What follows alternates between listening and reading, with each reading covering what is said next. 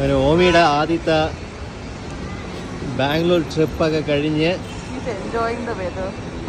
Nice weather in Bengaluru. നല്ല weather അല്ലേ? Hi Omi, did you enjoy your Bangalore trip? അയ്യോ,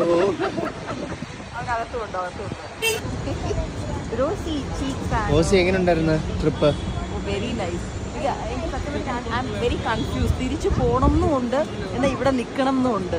ഭയങ്കര കൺഫ്യൂസ്. നമ്മുടെ ഒരു ആദ്യത്തെ ഒരു ഒഫീഷ്യൽ അനൗൺസ്മെന്റ് ഇവിടെ നിന്ന് തന്നെ നമുക്ക് അങ്ങ് ചെയ്താലോ?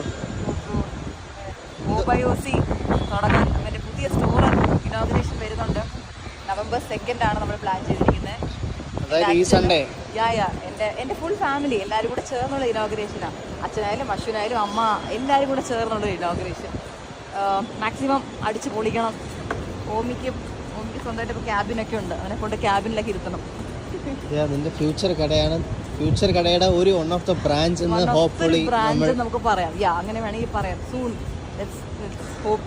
I am inviting everybody there because നമുക്ക് ഫസ്റ്റ് ഡേ ലോഞ്ചിങ് ഡേ എന്ത് ഐറ്റം എടുത്താലും ഫ്ലാറ്റ് 20% ഓഫാണ്. In house purchase. എത്ര മണിക്ക്